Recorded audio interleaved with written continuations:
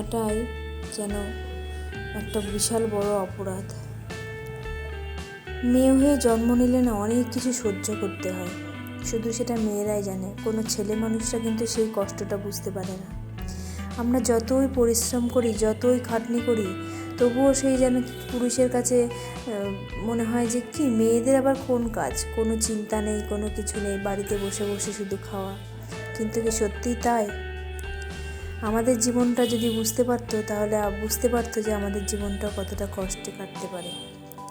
তো যাই হোক, অনেক কথা বললাম। নমস্কার বন্ধুরা, ঘরকন্যা মৃদুলার নতুন আরও একটি ব্লগে আপনাদের সবাইকে স্বাগত জানাই। যে সকালবেলা মেয়েকে স্কুলে পাঠিয়ে দিয়ে ভাতটা তাড়াতাড়ি বসিয়ে দিয়েছি। অবশ্য আজকে আমার শরীরটা একটু ভালো নেই, কালকে থেকে প্রচুর ঠান্ডা লেগে গেছে। ওই যে বললাম, সেই অ্যালার্জির সমস্যা, মেয়েদের কত যে সমস্যা সেটা বলার বাইরে। এদিকে সোনার বাবা আজকে বৃহস্পতিবারে কাপড় নিয়ে মহাজন বাড়ি যায়, তারই প্রস্তুতি চলছে। সকালবেলা করেই চলে যায়। কালকে পার্লারে অনেক কাজ করেছি, সেখানে বাচ্চাদের চুল কেটেছিলাম, সে গায়ে চুল ছিল। বাড়ি এসে না আমি আবার একটু গা হাত পা ধুয়ে নিয়েছি, মানে গা ধোয়া মতনই করেছি। গা ধুয়ে না সাথে সাথে ঠান্ডা লেগে গেছে। অনেকটা সাবধানে থাকি, কেন যে গাটা ধুলাম এখন পস্তাচ্ছি, মানে এতটা শরীরটা খারাপ। কেননা ওই ঠান্ডা লাগার সাথে সাথে না কি হয়, নাকের ভেতরে অ্যালার্জি শুরু হয়ে যায়, আর সাথে সাথে হাঁচি, আর নিঃশ্বাস নিতে পারি না, নাকটা পুরো আটকে ভার হয়ে যায় মাথাটাতে। তবুও কী করার আছে, কাজ তো আমাদের করতেই হবে। সংসার মানেই কাজ, বাঁচো মরো যেমন যত কষ্টই হোক, কাজ করেই যেতে হবে। তো এদিকে তরকারিটা করে নিলাম। বড়া দিয়ে বাবার জন্য তরকারি করেছি, আলু পটলের রসা, আর নিরামিষ করে বাঁধাকপির তরকারি। আর ওদিকে নিয়ে এসেছি ইলিশ মাছটা আলু কচু বেগুন দিয়ে ঝোল করব। আর পুঁই শাক নিয়ে এসছে, সোনার বাবা পুঁই শাক খেতে ভালোবাসে, তাই পুঁই শাক বললো যে আমার জন্য পুঁই শাক করে নাও। শরীরটা খারাপ, বললাম যে অল্প কিছুই থাকুক, না পুঁই শাক খাবেই, কে কার কথা শুনে। ঠিক আছে চলো বানিয়েই দিই, রান্না তো করতেই হবে। দেখেছেন আমার চোখের মুখের দিকে তাকানো যাচ্ছে না, মানে আমি এতটা কষ্ট পাচ্ছি। ওই যে বললাম, মেয়েদের জীবনটা যতই কষ্ট করো, না আমার নেই যে হ্যাঁ কষ্টের জীবন। মাঝে মাঝে মনে হয় আমার বোধহয় আর বেশি দিন বাঁচাই হবে না। আমি না সবাইকে বলি আমি 100 বছর বাঁচতে চাই, তাই ভগবান বোধহয় আমার আর 100 বছর আর বাঁচতে দেবে না। এত ভাবে যে এত করে বলে, দাঁড়া ওকে তাড়াতাড়ি নিয়ে নেব না, এত অল্প বয়সে এইসব ধরনের রোগ দিচ্ছে, বুঝতেই পারি না কেন যে হয়। তবে আমার বাবা কাকা জ্যাঠাদের এরকম সমস্যা আছে বলেই আমার হয়তো হয়। কিন্তু আমাদের বাড়ির পাশে একটা দিদি ছিল, ওনারও এরকম সমস্যা ছিল। কত অল্প বয়সে মানে দিদিটা মারা গেলেন। মানে আমার মতন এরকম হাঁচি হতো, গলার মধ্যে খুরখুর সুরসুরি হতো। তা আজকে আমি সোনার বাবাকে বলছি যে দেখো ওই দিদিটা যে মারা গেল, ঠিক সেম আমার যেরকম হতো ওনারও কিন্তু সেরকম হতো। হ্যাঁ, আমিও বলছি আমি বোধহয় আর বেশি দিন তাহলে বাঁচবো না। ওরকম বলছে তোমারও কি এরকম সমস্যা হবে নাকি, অল্প বয়সে কি মরে যাবে নাকি? আমি বলছি হ্যাঁ, তা কি বেশি দিন বাঁচা সম্ভব এরকম রোগ টোগ নিয়ে? তা বলছে তাহলে তাড়াতাড়ি ডাক্তার দেখাবে। আমি বলছি হ্যাঁ ডাক্তার দেখাবো। তো কথা বলতে বলতে আমার মাছের ঝোলটাও হয়ে গেল। আলু কেঁচু দিয়ে বা ইলিশ মাছের ঝোল খেতে ভালোই লাগে, তবে জানি না কতদিন ইলিশ মাছও খেতে পারবো। সবই তো বাদ চলে যাচ্ছে আস্তে আস্তে।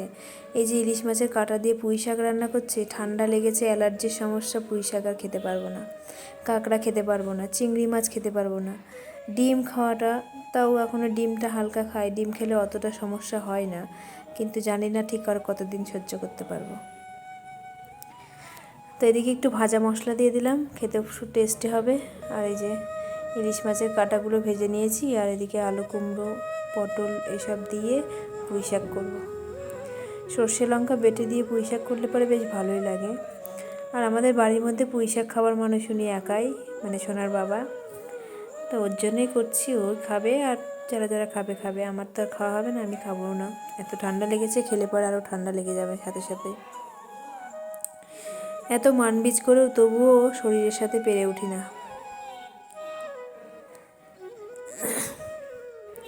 তো চলুন রান্নাটা শেষ করি। ওর এবার বাইরের কাজকর্ম আছে, সেগুলোও সারতে হবে। দোকানে দেওয়া আছে আজকে। ঘর বারান্দাগুলো একটু পরিষ্কার করে নেবো। এদিকে সোনা স্কুল থেকে এসে জামা কাপড়গুলো খুলে রেখে দিয়েছে সোফাতে জামা কাপড় তুলতে গিয়ে দেখি সারা জামাতে স্কুলের স্কার্টে পেনের লাল দাগেতে একেবারে ভরে ফেলেছে। সারা স্কার্টে দাগ। কি করে তুলবো এই স্কার্টের দাগ? কেউ তোলা সম্ভব? স্কার্টে লাল পেনের দাগ। সেই লাল পেনের দাগগুলো তুলতে গিয়ে আমি আবার সেই জামা কাপড় ছিল সব ভিজিয়ে কাচতে গিয়ে সেই দাগ তো ওঠেইনি, আরও বিপদের শেষ নেই। আমি বলছি কী করে স্কুলে তোকে পাঠাবো? জিজ্ঞেস করছে, বলছে কই আমি তো জানি না। মানে ও নিজেও জানে না যে কী করে লেগে গেছে, ওকে আর কি বকা দেবো। তবে স্কুলের ড্রেসটা পরে পাঠাতে পারবো কিনা আমি বলতে পারছি না। যাই হোক, ঘর বারান্দা ঝাড় দিয়ে একটু পরিষ্কার করে নিয়ে রান্নাঘরটা পরিষ্কার করে নেব। রান্না কমপ্লিট। স্নান করিনি সকালবেলা, এত ঠান্ডা, মানে ঠান্ডা বলতে কি, আমার না ক্ষণিকের মধ্যে ফটফট করে ঠান্ডা, মানে নাক দিয়ে কাঁচা জল পড়তে শুরু হয়ে যায়। আর হলো সেই নিঃশ্বাস নিতে পারি না, এমন অবস্থা হয় আমার। সেই মন্টে ক্যালসি বলে একটা ওষুধ আছে অ্যালার্জি আর ঠান্ডার, ওটা খাই। ওটা খেলে পরে ঘন্টাখানিকের মধ্যে একটু কমে। তাই বাবাকে দিয়ে ফার্মেসি থেকে আমার মন্টে ক্যালসি আনিয়ে খেয়েছি। খেয়ে নিয়ে তাই কাজকর্ম করতে পারছি, নাহলে তাই পারতাম না, হয়তো বিছানা সজ্জা শুয়ে পড়তাম। তাই কাজ করতে করতে পুঁই শাকটাও হয়ে গেছে। আচ্ছা বন্ধুরা, আমি যেখানে ভয়েস রেকর্ডটা দিচ্ছি বাইরে যদি গাড়ির শব্দ টব্দ আসছে, প্লিজ একটু ইগনোর করবেন। কারণ আমি ভয়েস রেকর্ড দিই, আমি অন্য কোথাও দিতে পারি না। ওই শব্দটা একটু হয়, রাস্তার পাশেই বলে তাই শব্দ হয়, সবাই একটু মানিয়ে নেবেন। তো যাই হোক, রান্নাবান্না করে নিয়ে এবার আমি চলে এসেছি। রান্নাঘরটা মুছে নিয়ে পরিষ্কার করে নিয়ে বাসন মেজে টেজে জামা কাপড়গুলো কাচবো, কেজে নিয়ে তারপরে স্নান করব। তাও 3টে বেজে যাবে আমার স্নান করতে করতে, কারণ অনেকটাই হয়ে গেছে বেলা।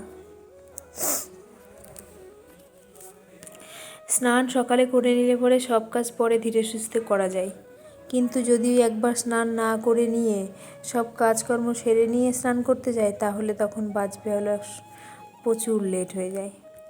এই যে বাসন কটা ধোবো, ধুয়ে নিয়ে কটা জামা কাপড় কাচবো। 2টো বেজে গেছে, কারিগররা সবাই বাড়িতে খেতে যাবার টাইম হয়ে গেছে। বাসন কটা ধোবো, ধুয়ে স্নান করে নেব। সোনার বাবাও স্নান করা হয়ে গেছে, মা ওদেরকে খেতে দিচ্ছে। আমি নিজে বাসনগুলো মেজে স্নান করে তারপরে খাওয়া দাওয়া করবো। তো চলুন বাসনগুলো মেজে নিই।